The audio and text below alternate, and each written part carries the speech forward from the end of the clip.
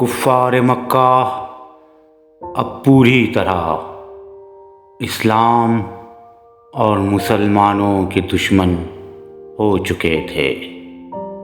حضرت بلال رضی اللہ تعالی عنہ کی گردن میں رسی ڈال کر گلیوں میں گھسیٹا جاتا، ان کے سینے پر بھاری پتھر رکھ دیا جاتا، پیٹھ پر لاٹھیاں برسائی جاتی، مگر یہ عاشق مصطفیٰ صرف ایک ہی نعرہ لگاتا، احد احد، اللہ ایک ہے، اللہ ایک ہے۔ حضرت عمار بن یاسر رضی اللہ تعالی عنہ کو ابو جہل اس قدر مارا کرتا کہ وہ بے ہوش ہو جاتے۔ ان کی والدہ حضرت بی بی سمیہ رضی اللہ تعالی عنہما کو ابو جہل نے نیزہ مار کر شہید کر دیا، اور ان کے والد حضرت یاسر رضی اللہ تعالی عنہ بھی کفار مکہ کی مار کھاتے کھاتے شہید ہو گئے۔ حضرت صہیب رضی اللہ تعالی عنہ، جو کہ قریش کے ایک مالدار گھرانے سے تعلق رکھتے تھے، ان پر کفار مکہ ایسی تکلیفیں برساتے کہ وہ گھنٹوں بے ہوش رہتے۔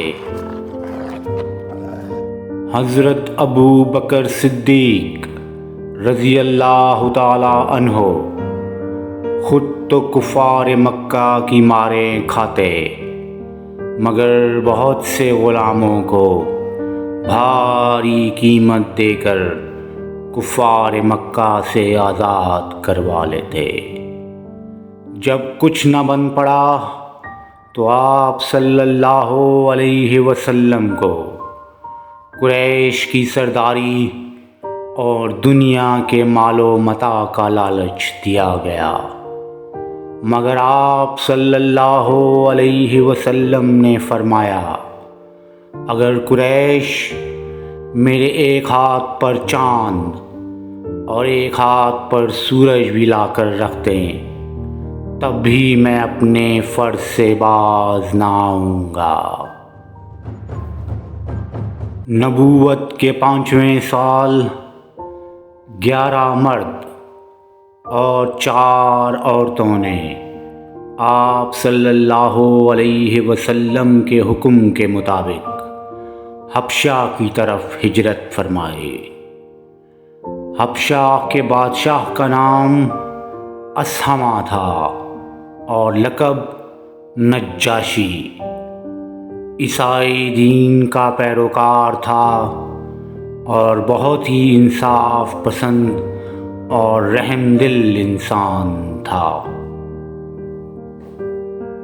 اس نے مسلمانوں کو پناہ دی اور بعد میں خود بھی مسلمان ہو گیا۔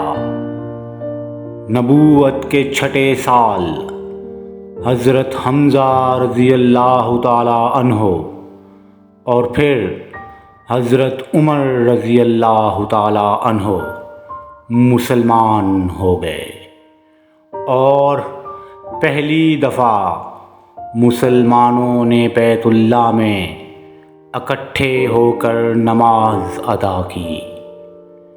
اگلے سال سرداران کفر نے ایک معاہدہ کر کے مسلمانوں کو شیب ابی طالب کی گھاٹی میں پناہ گزین ہونے پر مجبور کر دیا، اور یہ 3 برس کا زمانہ اتنا سخت اور کٹھن گزرا کہ بنو ہاشم درختوں کے پتے اور سوکھے چمڑے پکا پکا کر کھاتے رہے، اور ان کے بچے بھوک و پیاس کی شدت سے تڑپ تڑپ کر دن رات رویا کرتے۔ یوں توحید کے ان مستانوں نے صبر و استقامت کی ایک عظیم داستان رقم کر دی۔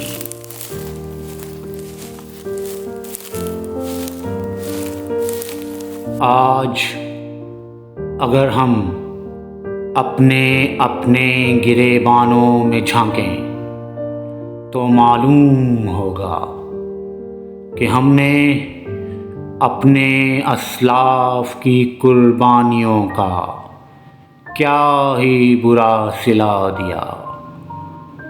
عالم کفر آج بھی ہماری بوٹیاں نوچ نوچ کر کھا رہے ہیں۔ ہماری ذہنی پستی کا یہ عالم ہے کہ ہم اپنے ہی مسلمان بھائی کو دغا دینے اور لوٹنے سے ہرگز گریز نہیں کرتے۔ آج ہم سے کوئی نہیں ڈرتا، ہاں کوئی نہیں ڈرتا مگر اپنا ہی مسلمان بھائی، کیونکہ وہ جانتا ہے کہ دوسرا مسلمان دولت کے حصول اور اقتدار کی لڑائی میں اسی کا گلا کاٹے گا، اسی کی ماں بہنوں کی عزتوں کو پامال کرے گا۔ یقیناً بہت ہی برا صلہ دیا ہم نے اپنے اسلاف کی قربانیوں کا۔ اگر سوچیں تو یقین ہو جائے گا کہ ہمارا خالق ہم سے سخت ناراض ہے۔ ایک دن ہمیں بھی اس مٹی میں دفن ہو جانا ہے، تو کیا جواب دیں گے ہم اپنے خالق کو جب اس کی بارگاہ میں ہمارے نامہ اعمال کھولے جائیں گے؟ ہمیں کس قدر شرمندگی کا سامنا کرنا پڑے گا۔ پھر شاید ہم کہیں گے کہ ہمیں دنیا میں واپس بھیج دے تاکہ ہم اپنی اپنی غلطیوں کو سدھار سکیں، مگر اللہ کی قسم ایسا نہیں ہوگا، اور فرشتے ہمیں ہانکتے ہوئے جہنم کی طرف لے جائیں گے۔ کیا ہم اپنی ہی اولاد کو جہنم کی آگ میں تڑپتا دیکھ سکیں گے، جس کی وجہ صرف ہم ہوں گے، کیونکہ ہم نے انہیں آخرت کی زندگی کا درس نہیں دیا تھا۔ ہم نے انہیں بتایا تھا کہ صرف کوٹھی، گاڑی، پیسے کے حصول کو اپنا مقصد بناؤ، کیونکہ اس معاشرے میں صرف اسی کی عزت ہے جو دولت مند ہے۔ ہم یہ بھول گئے تھے کہ ہمارے نبی صلی اللہ علیہ وسلم انتہائی غربت کی زندگی گزارا کرتے تھے، مگر اللہ کے بھیجے ہوئے رسولوں کو نہیں توڑتے تھے۔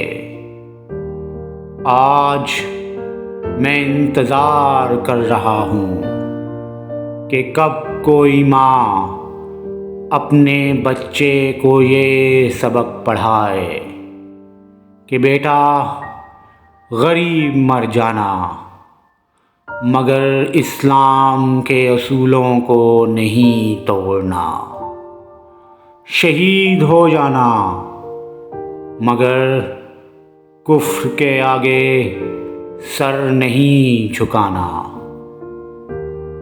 کیا مدینہ منورہ کی ماؤں نے ایسا نہیں کیا تھا؟